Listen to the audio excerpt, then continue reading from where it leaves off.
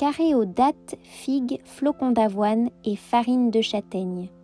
Un délice qui m'a rappelé les figolus de mon enfance. Et oui, ma petite Madeleine de Proust. Ils seront parfaits au petit déjeuner, au goûter et même en dessert accompagnés d'une boule de glace. Pour les réaliser, vous allez avoir besoin de dattes dénoyautées et de figues séchées. Vous aurez également besoin d'eau, et ceci c'est pour l'intérieur, ainsi que d'un peu d'arôme de vanille liquide ou les graines d'une gousse de vanille.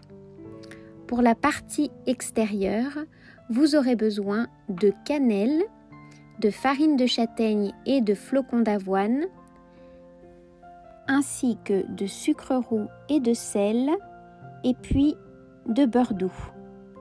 Sans oublier un petit peu de levure chimique.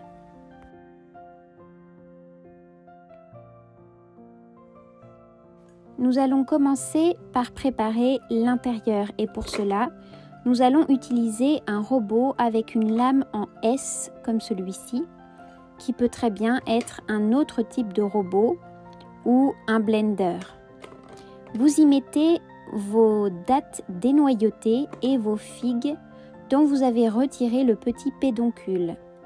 Vous ajoutez également un petit peu de vanille ou les graines d'une gousse de vanille et puis votre eau en essayant de ne pas tout faire déborder comme moi si possible.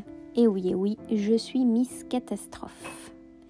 Une fois que vous avez tout mis dans le bol du robot, assurez-vous qu'il est bien fermé parce que ça va gicler un peu partout. Ça m'est aussi arrivé, donc je le précise, avant de le mettre en marche pour bien mixer le tout. Pas besoin de mixer excessivement, on ne veut pas une pâte complètement lisse, on veut une pâte avec encore des petits morceaux de dattes et de figues. Donc vous mixez pendant quelques secondes jusqu'à obtenir une pâte similaire à celle-ci. Regardez la texture.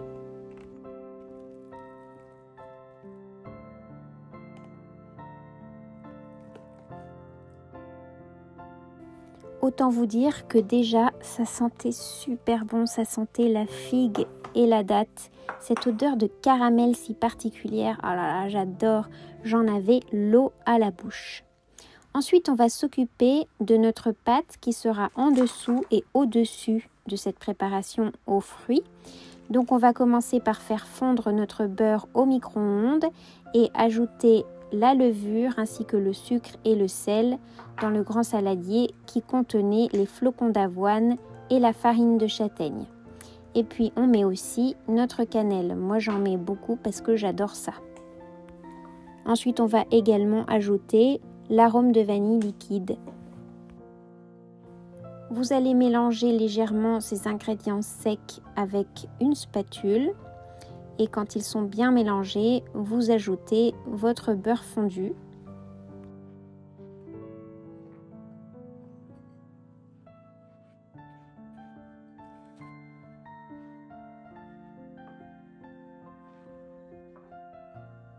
Et maintenant que vous avez ajouté votre beurre, vous allez pouvoir continuer à mélanger tout ça, ou bien avec l'aide de votre spatule, ou bien à l'aide de vos mains, comme pour une sorte de crumble.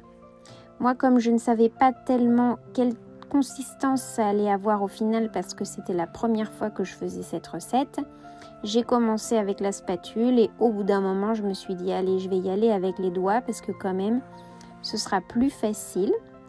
Donc, allez-y directement avec les doigts si ça ne vous dérange pas de vous salir les mains. Et sinon, vous portez des petits gants en silicone si vous en avez et si vous avez envie d'en porter. Et bien entendu, si vous avez un robot pâtissier avec un fouet plat, ça fonctionne aussi parfaitement bien et ce sera tout aussi efficace.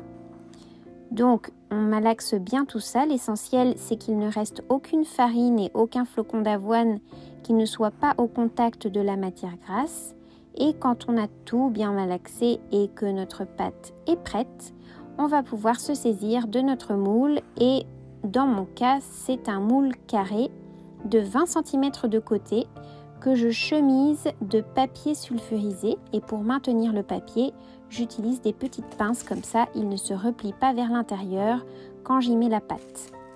Nous y mettons environ 2/3 de la pâte ou un petit peu plus de la moitié de notre pâte et nous allons bien la tasser au fond du moule en allant bien jusqu'au bord pour avoir une épaisseur égale sur toute la surface.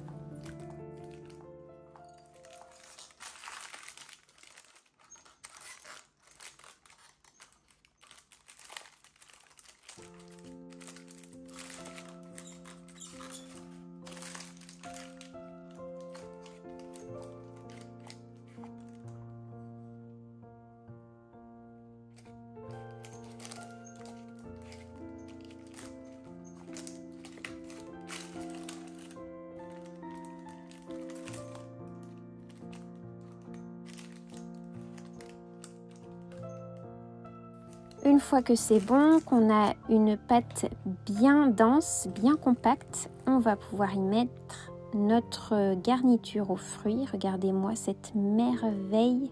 Oh, l'odeur. Oh là là, qu'est-ce que j'aime les figues et les dattes. Et donc on y met toute notre garniture et on va bien l'étaler aussi sur toute la surface.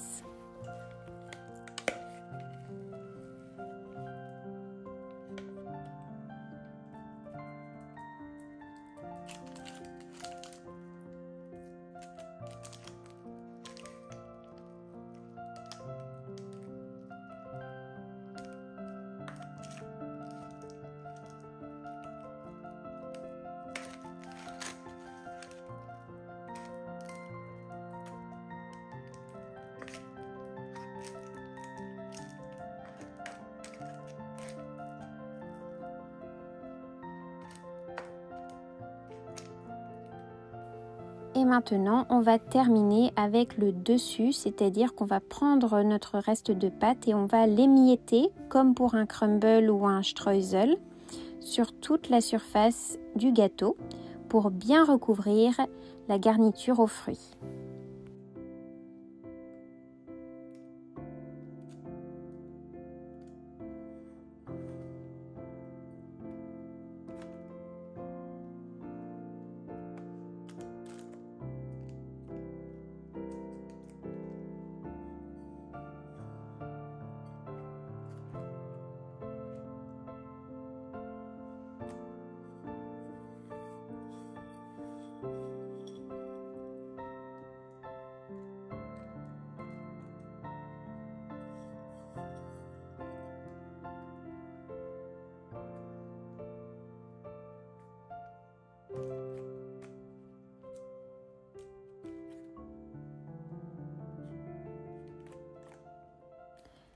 On appuie bien quand même pour que le dessus adhère à la garniture aux fruits et qu'il ne parte pas trop en miettes au moment de la découpe.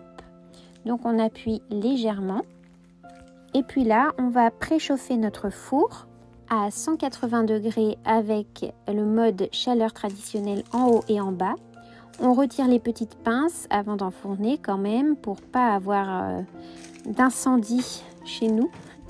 Et puis on met ça au four pendant environ 40 minutes, bien entendu à surveiller parce que votre four est peut-être beaucoup plus puissant que le mien. Après 40 minutes, notre carré aux dattes aura une belle couleur dorée et surtout l'odeur de beurre et de châtaigne qui se répand dans toute la maison, c'est incroyable.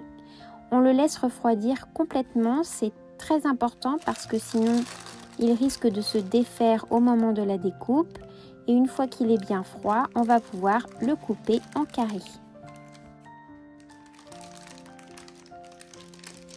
Utilisez un bon couteau pour le couper, mais bon, de toute façon, cette recette fait des petites miettes, donc il ne faut pas vous inquiéter non plus. Moi je dirais, vous râlez pas quand un bon croissant bien feuilleté part en miettes au moment de la dégustation. Bah là, faudra pas râler si votre carré aux dattes et aux figues fait des miettes au moment de la dégustation. Bon, je vous laisse admirer cette merveille. Regardez-moi ça, ça ne vous donne pas hyper envie. Moi, ce que je peux vous dire, c'est que je les ai dégustés à plusieurs occasions, c'est-à-dire que je les ai mangés non seulement en dessert avec une boule de glace à la noisette, dont vous avez la recette sur cette chaîne, et puis je les ai aussi dégustés au petit déjeuner avec du yaourt. Et dans les deux cas, c'était vraiment juste hyper satisfaisant. Si je vous dis que ça me rappelle les figolus, c'est parce que moi, quand j'étais petite, je mangeais des figolus comme une petite folle. J'étais dingue de ces petits gâteaux. Et que là, avec le mélange de la figue et de la pâte un peu sablée, ça m'a vraiment rappelé des choses, des souvenirs de mon enfance. Et c'était vraiment très joyeux comme souvenir. Donc à partager bien évidemment avec tous vos invités, avec vos enfants. J'espère que vous avez aimé cette vidéo, cette recette, et que vous vous abonnerez à ma chaîne. Il y en a plein d'autres qui vont arriver bientôt. Je vous remercie également de commenter, de me suivre, et je vous dis à très vite. Je vous souhaite un très bon appétit, et puis je vous embrasse.